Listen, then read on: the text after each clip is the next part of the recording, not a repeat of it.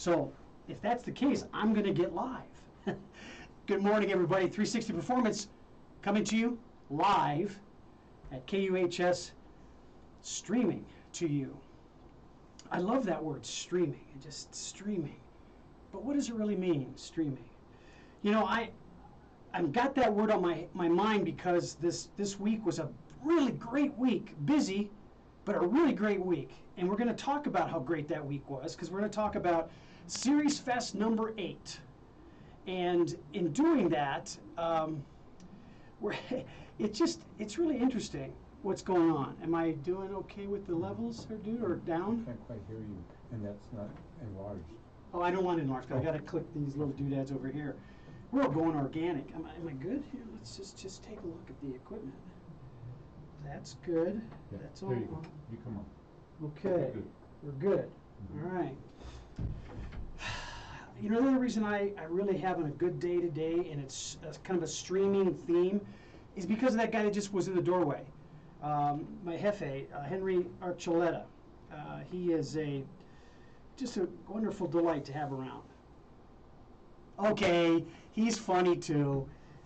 Now, being serious though, we had a great week because we had a chance to hang around with social media people, VR people, feature film people, as well as small screen people.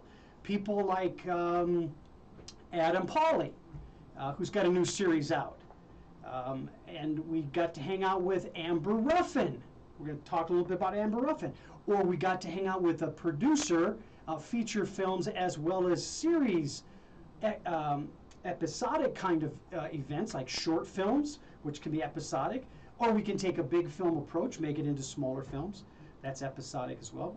And we talked to the CEO and co-founder of Level Forward, Adrian Becker.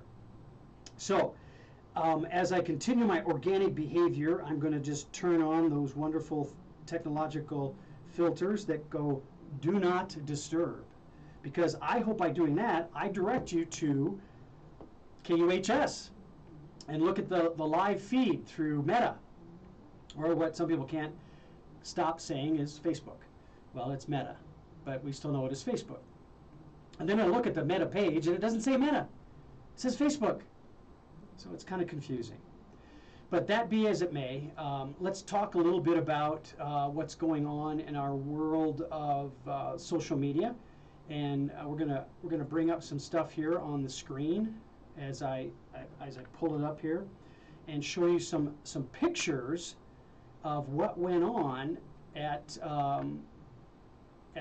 Series Fest, and take a look at on stage. On Sunday night, we had a great night with a live concert, comedic entertainment. But for me, what was most entertaining was just the environment itself, because it was at Red Rocks. But that being said, I want to give you a quote from one of the co-founders, Randy Kleiner. That's Randy with an I, Ms. Randy Kleiner. She is a wonderful person. They started this back in 2015, and now they're in their 8th season. And here's a quote from her. You know, they really love the idea of watching TV in a movie theater. In a theater with an incredible picture, incredible sound, and with a community of people that engages you in that watching of this small screen event on the large screen. It just really brings to light the idea and the driving energy behind the Series Fest model. They're bringing forward these wonderful ideas that audiences can get engaged with. And as you can see, if you're watching our show today, you can see the picture I took during the concert and the comedic entertainment of fans. Really, just physically, you can tell they're engaged with what's going on there. And that's a sign of talent that is projecting a great message, an image on the screen, as Randy Kleiner said, those big screen images about the small screen and those episodic events. So as we talk about that, let's go to talking about what is more fun then in this episodic world we live in. I mean, I have my episodes. I watch these things from start to finish. I get hooked into them. and get charged up on it.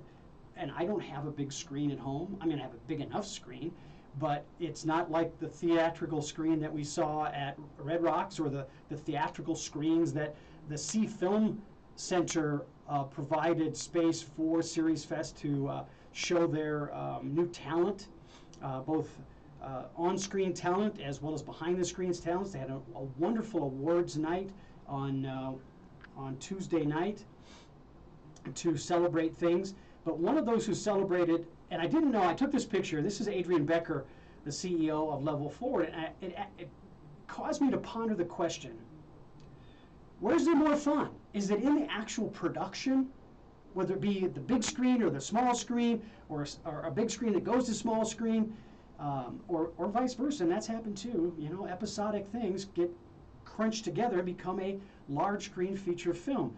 Which is more fun, the production or the promotion on the red carpet? And that's Adrian Becker showing off a little bit about the small screen.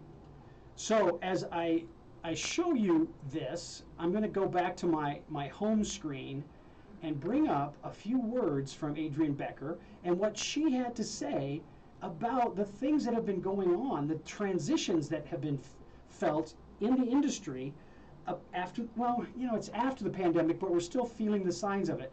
You know, we're at half-mast with our flags around the country because of, regretfully, we've hit the $1 million, the 1 million people that have lost their lives due to COVID.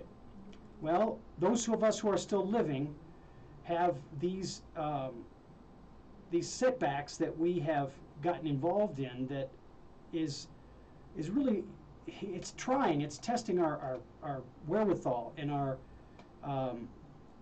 capabilities. But here's Adrian Becker talking about the state of the industry. If I can get the speaker going here. Well, maybe I will and maybe I won't. I can see that it's going, but let's see if we can get this rocking and rolling. No, we're good with that. That's the Wi-Fi. We're all good with that. It's turning on the speakers. Okay. Here we go.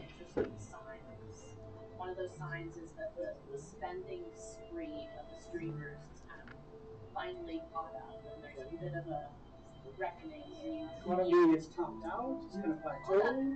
In that there's this customer acquisition cost, Mm-hmm. which is like how much per new subscriber is each streamer, and really the big ones, how much do they have to spend? How has that number changed over the years? And there's been a massive spending spree by Netflix, by Amazon to maintain their kind of first and second positions.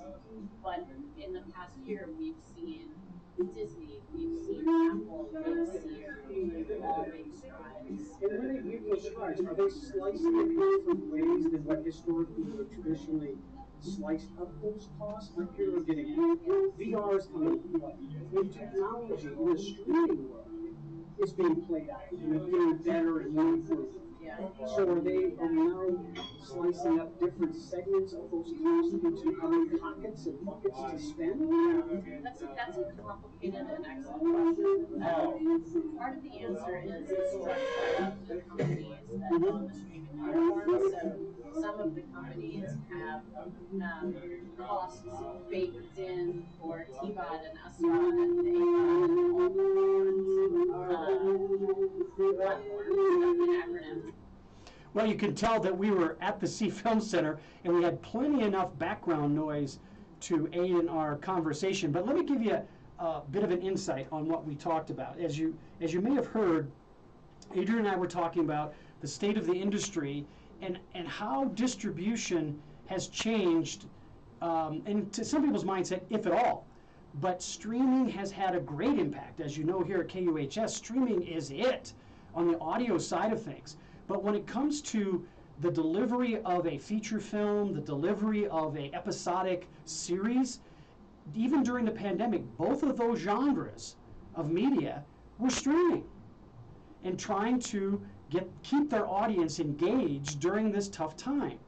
And so there were a lot of creative processes that went on to try to bring that material into the hands of the communities that had audiences that wanted to see that material. Now, what Adrian was talking about, the increased costs by adding the new technology, aren't necessarily raising the price of what is currently there, like the tickets for a seat in a theater, because that's not streaming. That's a film being delivered, as it has been traditionally through distribution networks, to be seen by an audience. What has changed, though, is another cost center, which is the streaming cost. Films in a digital format that are now being released through the different release points, like the Hulus, the Vimeos of the world. Netflix is a big supplier of that. So now feature filmmakers and episodic producers for cable television, they were being asked during the pandemic to create material. Give us material. Well, difficult to do when you don't have the actors to go in the studio, let alone maybe not even the studio being open. That made it even tougher.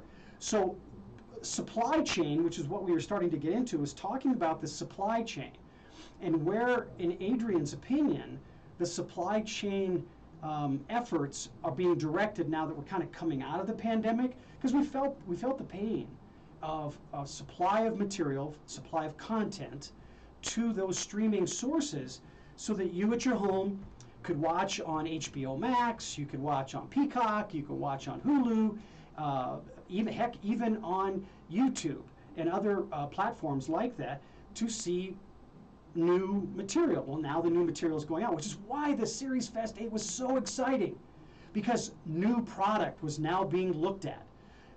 Now, that being said, there are some products that have been in the market for the last year, but we didn't have any festive release points, like a Series Fest 8.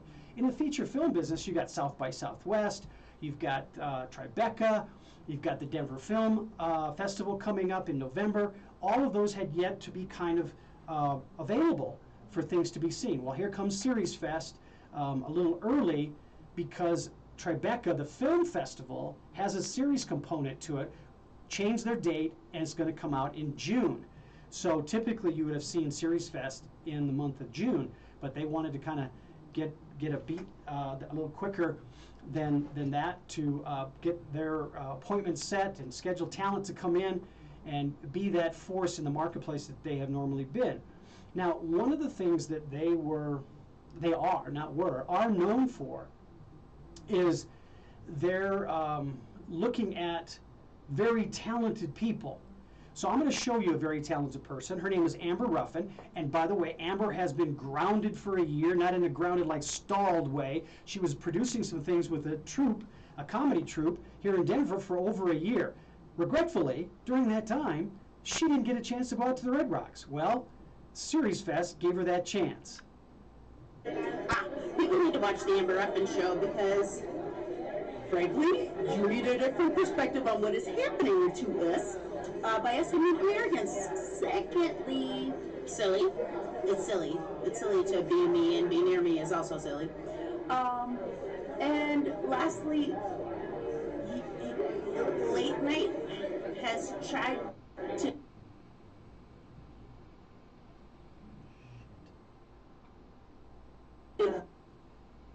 Well, we're going to play that again in just a moment, because the last point that Amber made was the most significant one. So let me run that by one more time. Here we go. People need to watch the Amber Ruffin show, because frankly, you need a different perspective on what is happening to us by us Americans. Secondly, silly. It's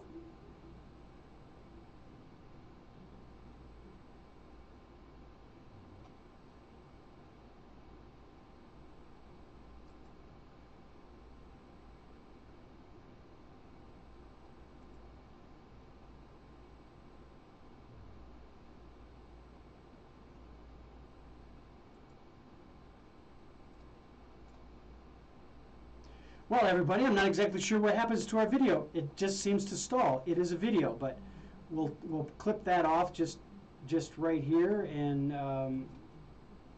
well, maybe we won't. My gosh. There we go. But the Amber Ruffin Show is produced in New York and is trying to take a look at late night television / cable, because it's broadcast on the Peacock platform. That's an NBC streaming platform. They stream lots of things and have a great lineup of things. One of those great lineups is the Amber Ruffin Show. And as she said, and I can attest to this because I talked to her on the red carpet and had a chance to get an interview with her, she is silly. And she is a bundle of energy. A comedic talent, has some musical chops as well, so she's a very well-rounded, talented talk show host. What's interesting is that her talk show is not going in this deep into the guest piece of what she brings to the table. She's talking about socially relevant topics and bringing that information from a perspective that is culturally relevant and socially not adjusted is not the right word, but socially appropriate from a standpoint of, if we're talking about issues of color, she's going to talk straight up. She's going to be, she's going to be silly no matter what you say, but you're going to see the truth. You're going to see the perspective that is many times stepped away from because it maybe seems to be too edgy, but it's not. It's part of life and what we relate to. And Amber Ruffin is going to bring us a sense of life and liveliness. That is for certain. That is very much for certain. So, as I say that, let me make sure that we also take a look at, I'm going to try this. I'm going to try to bring in Amber through sharing with you on this screen. Let's see what happens. People need to watch the Amber Ruffin Show because, frankly, you read a different perspective on what is happening to us. Well, apparently that's not going to work either. So we gave it our best effort, right? But I wanted to make sure that you got a good feel for what's going on in our world today as it relates to storytelling, as it relates to visiting with people about what's going on the streets. That would be an Amber Ruffin kind of discussion. Watching her, I'm going to take time to watch. She's got a full season under her belt, so if you go to Peacock on that streaming platform, go to Peacock and just look up Amber Ruffin, you will find her first season there and get a sense of what she's presenting. Now, that being said, she did it during a time when wasn't an audience necessarily. In the audience that she did have was crew. Now, she wasn't the only one in the talk show world that had to deal with that, but you can tell that her format really excels with an audience. When she spoke to the audience at Red Rock, when she spoke to us on the red carpet, you can tell she just gravitates towards people, and they gravitate towards her because of her energy. So check out her show, because I believe she has one more season under contract. She's looking for more, which is why she came to Series Fest. I think she deserves a very, very good hard look by many that are in decision-making powers within the network and those streaming platforms that can pick up a wonderful addition to the late night talk show scene. And Amber Ruffin is bringing us a freshness in a new platform of sorts, a new modeling of what the late night genre would look like. But she's also taking the best practices of those who have come before her, like an Ellen DeGeneres, for example, who is now finishing up her final season and will be retiring. That could be why NBC's Peacock is picking up Amber Ruffin. Just a thought. But it was a good time this week hanging with the people at Red Rocks during the Series Fest scene, and then the rest of the week coming back to the Sea Film Center to take a look at what's going on with a number of different items that make up a Series Fest. So let's take a look at that for a minute. The obvious one are cable television. Cable programs are episodic by nature, by definition of how they're created. and then we can put the more generic term, the street term of a series. It's a series of shows that, for many of us, if we put that series together and connect them, we see that that could, in one run, could be a wonderful feature film. And in many cases, those are produced that way. One of the series that have caught my attention recently is Vikings. I mean, they've got, I believe, 9 seasons in the box, and it is so engaging. It's a MGM production, and it is produced like a feature film. I mean, the sets, the costuming, the writing, the historical referencing to Vikings and the development of England and the Scandinavian countries, and the history they captured through that storytelling is just amazing, amazingly complete and full. Also expensive, but it is truly a series. But I'm going to guess that within 9 different seasons, with anywhere up to 16 episodes in any one season, you could have multiple films, a series of films, the sequels, if you will. And at some point in the creation of that show base, somebody probably made a decision. Series, feature film, or series. In either case, high quality production, high quality talent, wonderful scenes, and what really gets me is the accuracy of capturing the stories of history. History, in some cases, that may not be as complete as you'd like it to be, so there were some areas of interpretation on how to connect elements of the stories you did have with the future events that played out beyond that story that you had in your hand. History tends to do that to you. We don't always get all the books of historical documentation to truly and accurately represent what went on. But the series for me, The Vikings, is representative of all the components that a series fest, number 8, brings to the table for our community here and the community in that genre of media to show up and show us what's new and exciting. One of those areas that are new and exciting for me is every day sharing some gratitude with you. So let me share a little gratitude with you today.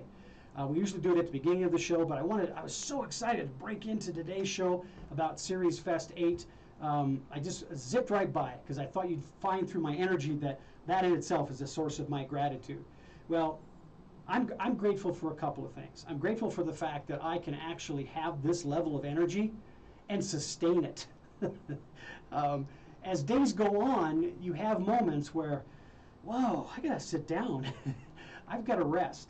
And I say that because, again, in the Series Fest experience I had this week, I was down in the photo pit. Some of you may have captured my Instagram post where I shared a picture of me down there in the behind the stage and in the photo pit. And being there was wonderful. But when I drove up, they had us park way at the top of the hill. So I had my camera gear and my equipment, and I didn't realize until about 3 platforms up, I had to walk all the way to the top. I had to stop halfway up. It took my breath away. And, well, physically and scenically took my breath away. But I realized that I'm grateful that, one, I could recognize you need to slow down, take a break, take a breath. I tried to play it off like stopping halfway because a colleague of mine stopped me and said, "Oh, hello, how are you?" And I went, "Oh my God, thank you. Thank you for calling me out and saying hello, because it gave me an opportunity to breathe and recover." But I tell you what, Red Rocks is a challenge. So if you get there early enough for anything at Red Rocks, park down below and then walk up and have a walk down journey to get to your car. But I would recommend getting there early because that parking lot tends to fill up very quickly. But it caused me to share with you my gratitude of having the energy and yet sustaining that energy so that I could actually walk up the stairs at the Red Rock and make it back to my car. And I've also realized in sharing you that piece of gratitude that you know, I'm also grateful for the fact that I can think through having this kind of energy, sustaining energy to see and meet a new day, make decisions, be in the moment, to securely welcome myself to shows like that we produce here today, and capturing the Series Fest vibe and all the wonderful things that go on there. Randy Kleiner and her partner are doing, Kaylee, are doing a wonderful job there. I also want to give a recognition to Kaylee Taylor. Kaylee is, I mean, she's like everywhere during Series Fest because she's one of the key components to making that event run for the days that it runs. But I caught her on a casual moment on the patio, way up top of Series Fest, where I came in at Red Rocks, and she was having a beverage with a couple of colleagues and her partner, Kevin Smith. So congratulations to Kevin Smith as the new CEO for Denver Film, and his wonderful partner, Kaylee. They represent the talent that needs to go into looking forward, creating new things, being critical thinkers in that creative process, and discovering all those wonderful, wonderful processes that go into putting together a Series Fest, and in this case, Series Fest number 8. We're going into 2023 and looking at Series Fest number 9. So, as I say that, let me just also give you an insight about what's going to happen next week here on KUHS 360 Performance. We've got a couple of different choices I have to give you. One of those is having Hal Sutton. For those of you who are golfers, Hal Sutton is a world-class golfer back in the day. He's won the Masters and any number of tour items, and one of those times he won the Masters, he beat Tiger Woods. So he's quite the golfer, and he's down there in Houston, Texas, has his own golf school. We're going to talk about that. We're going to talk a little bit about mental performance coaching and how mental performance coaching impacts a golfer's time on the course and what can be said about that. And then hopefully, as we move forward, we're going to have Hal back again, but it will be from his show. He has a podcast that he does. So we're going to kind of go back and forth. I'll be on his show, he'll be on my show. It'll all be wonderful and exciting. And we'll welcome Hal in to share with us. It's a great day today for a lot of reasons. One, because we've got a great, it's just the sun is shining, the sky is blue.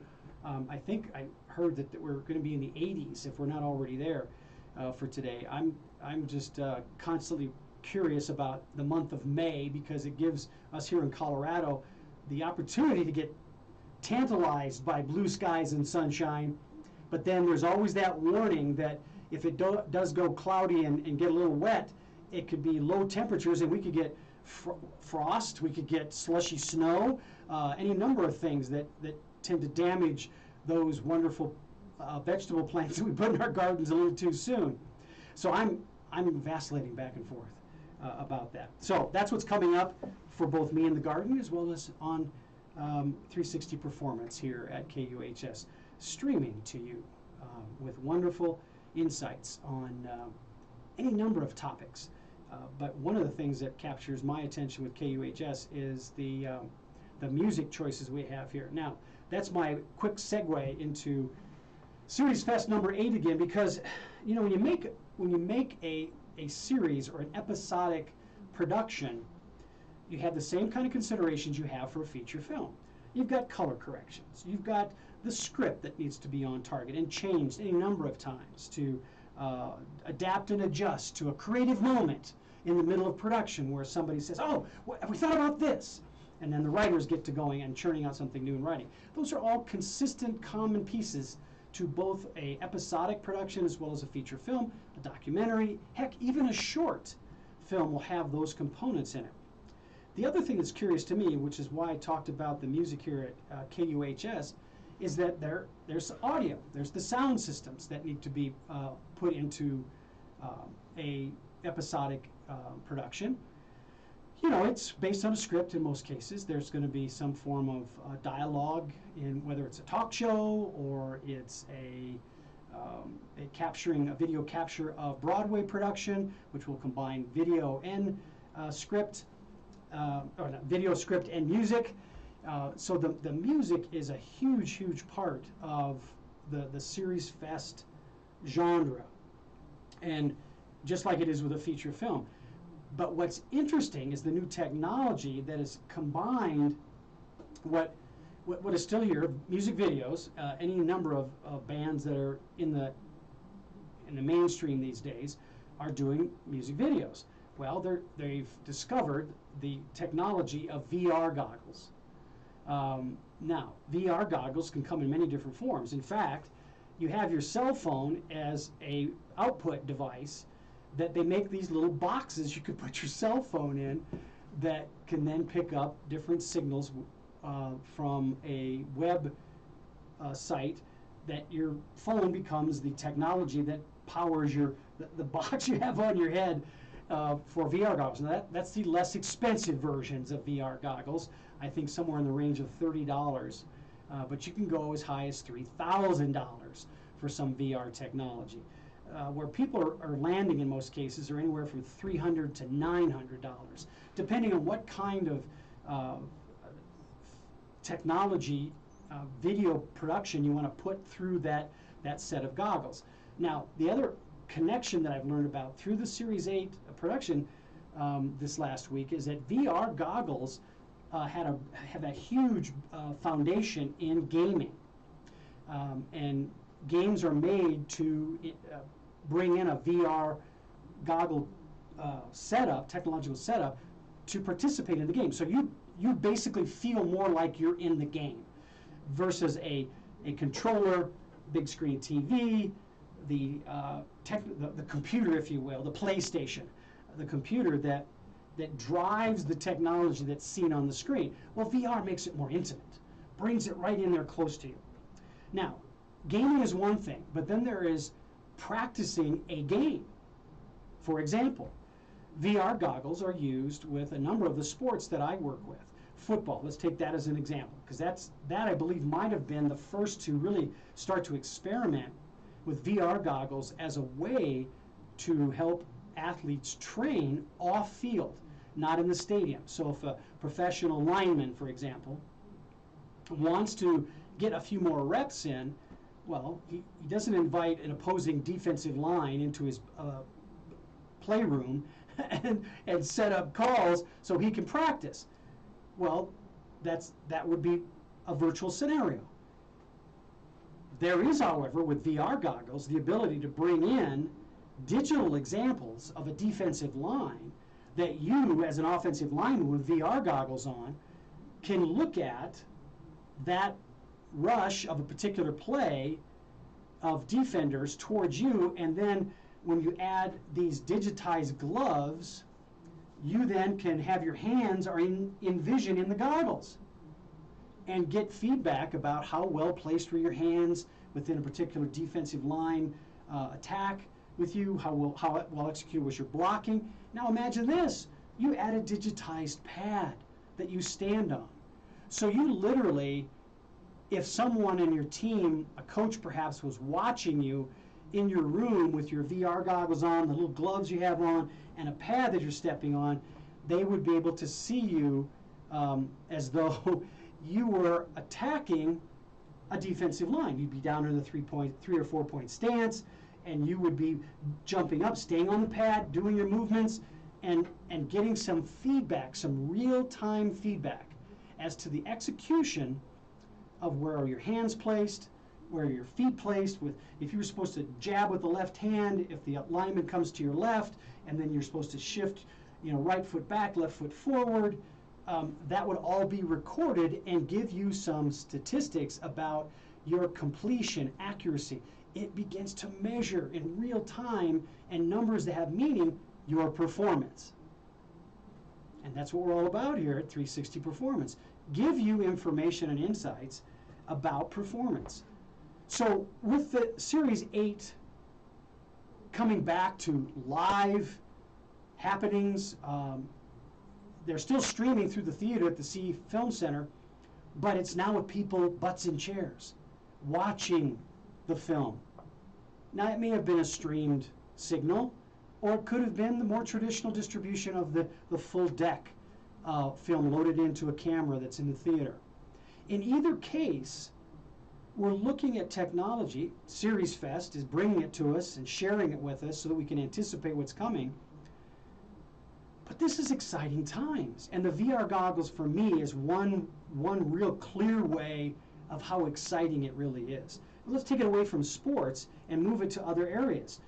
For example, if you were an engineer or a floor, let's bring it down even to a floor worker in a plant building an automobile. You may or may not have heard about the concerns that people have for their jobs, that they're a factory worker, and that's what they want to be. They want to be moving their hands and using their bodies to build things and have the satisfaction looking at the end of the line and seeing a finished car. Well, you can still do that and not have the concern for losing your job, because VR goggles could actually put you in a room where the robots are on the floor. You as the human being are not subject to the noise, the pounding of your body because of all that vibration in that room because of the machines, and having to lift and push and this. But now you are operating a robot. You are moving mechanical arms in the right place to use the strength and power of that mechanical arm and its leverage to do the work that you were only modestly assisted with back in the day. So even though Series Fest is about media, the technology is very portable. And the fact that we are telling stories about any number of topics gives rise to those techniques to tell that story, benefiting us in almost any kind of area of visual stimulation, audio reinforcement, using audio to soothe, as the phrase goes, soothe the savage beast. My point is that we should not overlook our environment to a point where we are not taking in the benefits of what others are doing, even though it may look different to us. Look, at my example for me was when I got a cell phone, and I was living in Chicago at the time, and I came back to see my parents who lived in Iowa on a farm. My dad said, "What is that suitcase on your console of your car?" He was being trying to make a point with exaggeration. I said, "Dad, it's my cell phone." "Well, what do you need that for?" And on and on and on and on the questions go. That reluctance by my father to wrap his brain around, to ask questions about it, get engaged with me about, in addition to why do you have that, how do you use it, what do you use it for? There's so much power in the questions that we ask, but regretfully we don't always ask enough questions because it's not the same as what I normally do. If it ain't broke, why should I fix it? If it ain't broke, why should I get looking at something different? Well, maybe by looking at something different, being challenged and have the comfort to be challenged without retribution, you gather in an opportunity to level up, go up to another production capability place through that inquiry, through that level of understanding. Now, I had some moments of understanding when I sat and listened to a panel discussion which was partially hosted by and then emceed by Adrienne Becker, the CEO at Level Forward. She spoke with very talented people on the podium that were producers, actors, writers, in some cases all of the above. I think most of them are at least 2 or 3 of the above. 2 that I know of were all 3 of those. Producer, actually 4. Producer, director, writer, and actor in things that they have actually created. Now that's a person who, in my opinion, based on what I saw and what I've experienced, that's a person who really is appreciative of what others say. In fact, the youngest person on the panel of 28 years old and very accomplished, very successfully accomplished, says that much of her success is due to asking questions of others who have the experience that I don't. Her name was Emily, or is Emily. And Emily was just very, very humble in her remarks. And yet, the results share and validate the message Emily was trying to give us, in that I would not be where I'm at if I had not been humble enough to ask questions in areas I didn't know enough of. Now, I could have, as she said, she could have gone on and gotten the answers on her own, did some research, Googled it, you know, what the phrase we use a lot, right? But she had folks right there on set, and she had a drive, a creative drive to deliver some meaningful output to a plan that she'd created, and she didn't really want to pause, if you will, to wait until she got done by herself doing the work. And when she had very talented and competent people right there, that was a great thing that came out of my visit to see Series Fest this year. In addition to interviewing Amber Ruffin and Adrian Becker, it was hearing things like that the people in the audience responded to. When they had the Q&A, some wonderful people responded to them, to what they shared by the questions they asked. In some cases, validating it. You know, there was a producer director that said, I had to, and she's in her 40s, maybe early 50s, but for sure over 40.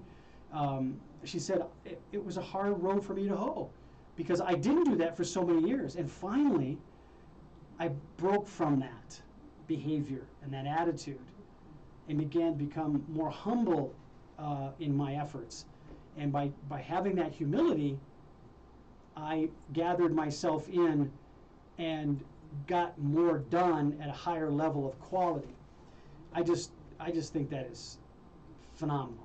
That's just really awesome. Now, as I say that, I want to make sure that I don't forget a few things. I want to make sure that I say great thanks to Rose Propp. That's P-R-O-P-P, Rose Propp.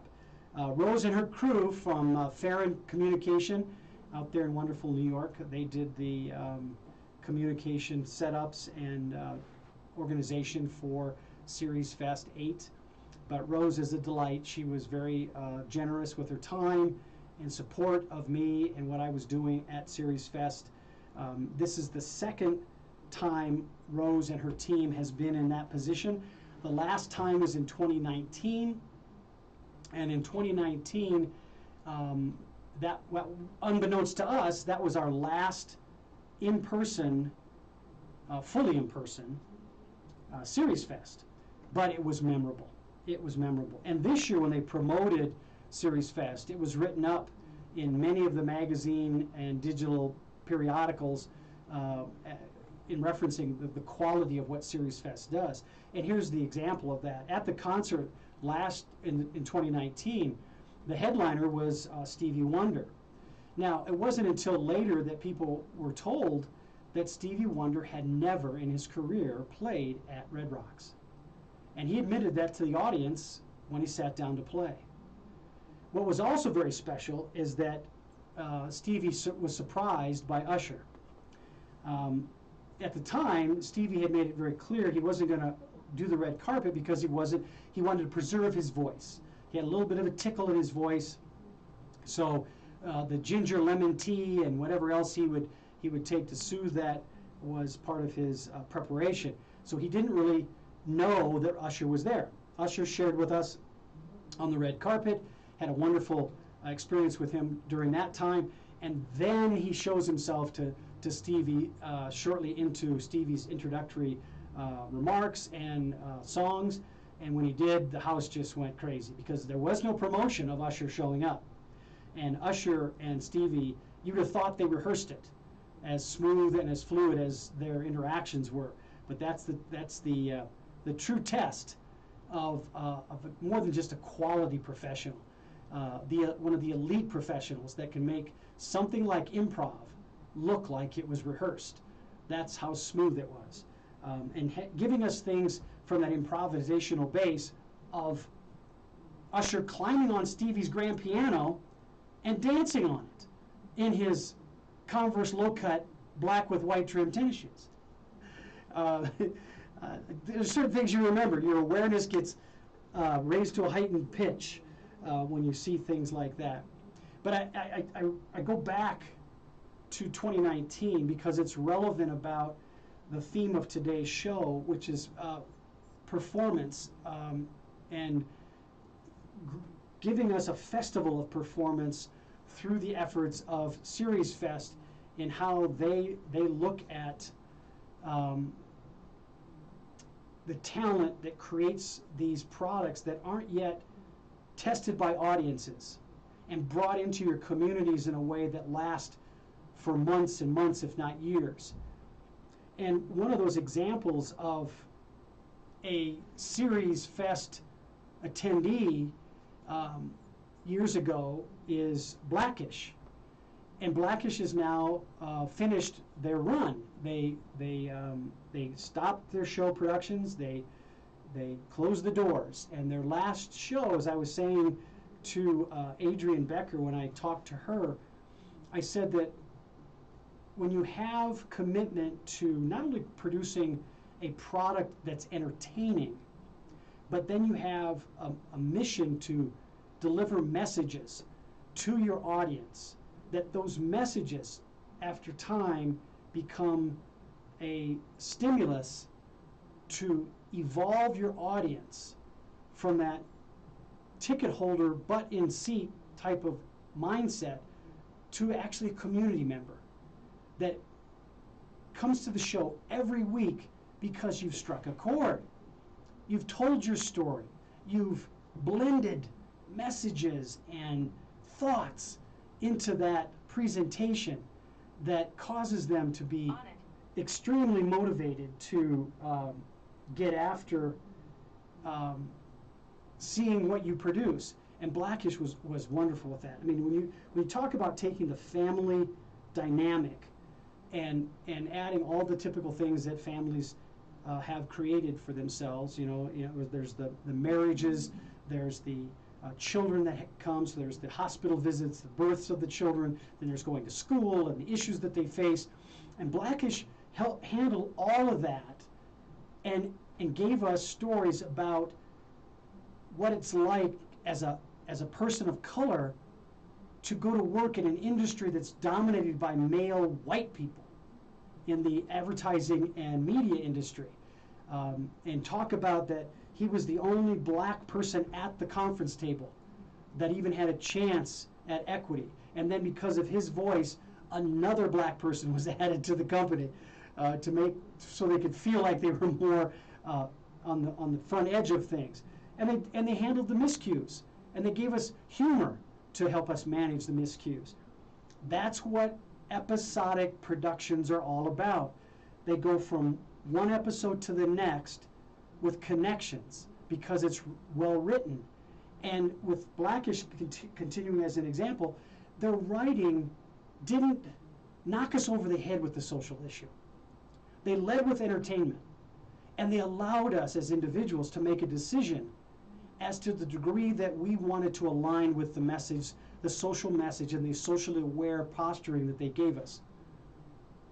I think that's a beautiful, beautiful dance that shows like Blackish and others do, when they bring us these really complicated, multiple layered scenarios and lead with entertainment, comedy, the relief of life stories as a way to blend the comedy in. I love the dynamic between the father and his father, and how his father had to be humble enough to accept his son's invitation for he and eventually his ex-wife became his wife again, to live with them. Some just really interesting dynamics. And then talking about issues of community where people that white members of the community had questions, and they said, hey, bring the questions on. Doesn't bother me. I'll tell you the truth. You want to know about people of color? Here, we're going to tell you about it.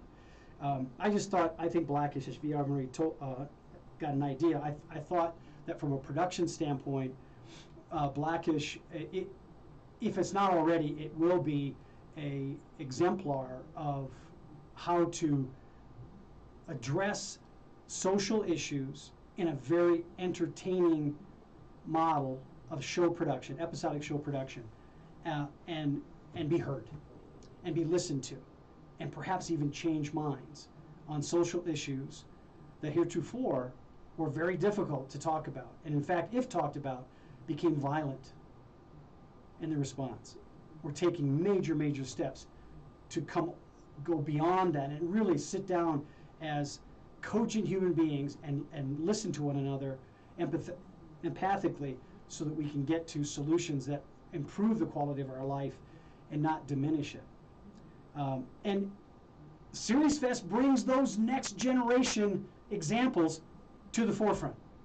The next generation late night talk show host, Amber Ruffin. The next generation Broadway play, POTUS. Go see POTUS. Go check out POTUS. You will love it because they use humorous techniques, theatrical humorous techniques on stage to really address and attack right between the eyes social messages and social being socially aware about issues through a Broadway production called POTUS. Go see POTUS. It just really took me back how great the expressions were when we interviewed people on the red carpet. There was just a lot of energy, a lot of excitement. I think most of it was because you got to be there.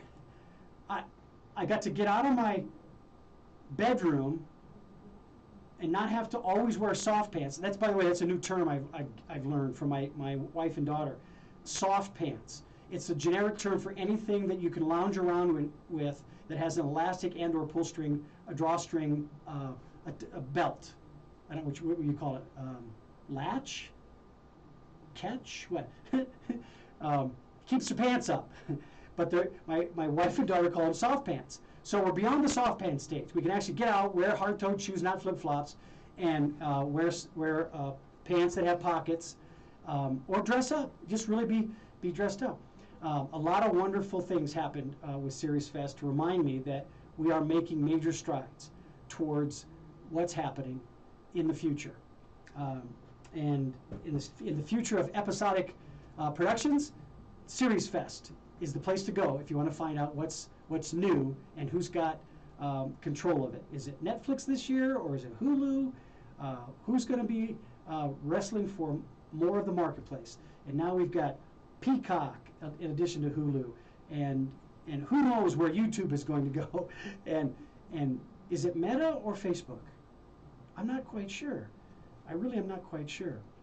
But as I say that, I want to bring up my PowerPoint slides again, because I got some things to share with you on the PowerPoint as we go forward for the day. In closing the show, we'll bring in the stuff and go through some pictures for you. We've got some wonderful scenes here that I've talked about. But here's a quote that I've shared with you before, and it's from Edward Deming. Just to give you a backdrop, Edward Deming had worked with the Department of Army Engineers after World War II, where the United States and other allies made a decision. We dropped the atomic bomb on Japan in Nagasaki and Hiroshima. We're going to go back and help them recover. And we did that because of what this quote means. If you don't know how to ask the right questions, you discover nothing. And in that moment, we asked the right questions about assisting the nation of Japan in resurrecting themselves and getting back on track. Because your success is built on managing the failures and the loss, not in just observing it and walking past it. Because when you have those consequences of loss and failure, to get you moving forward is to realize you need to grieve grieving process is for any type of loss, big or small. So I want to remind you about a young man that I had the honor of being around for years as a ball player on a basketball team I coached, and then went on to club ball. His name is Adam Lewis. I don't consider it a loss of Adam Lewis. I consider it a change in the state with which I need to deal with him. He will always, whatever state I deal with him in, he will always bring a smile on my face and cause me to think about who he was as a human being walking this planet, and who he will eternally be as he takes notice of us. But grief is essential. We need to grieve so that we can get to the smiles through the clarity and understanding that we have. We lost Series Fest in a real way, and we had to go to change through a virtual way. We got clarity around that. We were able to build on it. We were able to share with people. And through that sharing, we were able to create some sustainability and honoring each other in the realities of those changes. And now we're here. We still have virtual, but we've got live participants showing each other how great it is to be with each other. And that the resilience we have demonstrated through that process has brought us to this point. As I said, I thought the energy, the expressions, the tone of voice, just the grand nature of everybody was wonderful because we're able to get out and connect with each other. Rest in peace, Adam Lewis. Every week on a Friday, we give you information here at 360 Performance to help you understand performance issues, the people and things behind them, and hopefully strategies that will allow you to leverage that experience and that new knowledge and apply it for yourself. If you missed us today, I rework the shows and put them out on podcast. I was asked the other day, what is a podcast? I said, well, in most cases it's not live, and if it is live, they shouldn't call it a podcast. A podcast typically is something that has been produced and then digitally put up on a platform like Spotify, Apple, Google, and any number of the other total, I think I've got 8 different platforms I'm released on. Thank you, Anchor.fm. I really appreciate that. And when we do that, that's you getting involved. Check us out. Go on Spotify and look for 360 Performance and check out the other episodes we've had. Get involved. Be involved every day as you make plans for taking action on the things and the people that will make you better and that represent the best of who you are. The best of who I am is part of KUHS Denver. They bring me to you through streaming. I'm streaming to you right now, bringing you the best of what production strategies and methods can offer to you. Thanks for sharing with me today. I'm glad you were with me. If you have any questions about what we shared today or anything in the past, go take a look at my website. That's 360mindset.com. 360mindset.com. That's where you'll find Doc Whiteman hanging out, sharing with you coaching strategies on how to be a mentally performed individual. Take care. Have a great day today.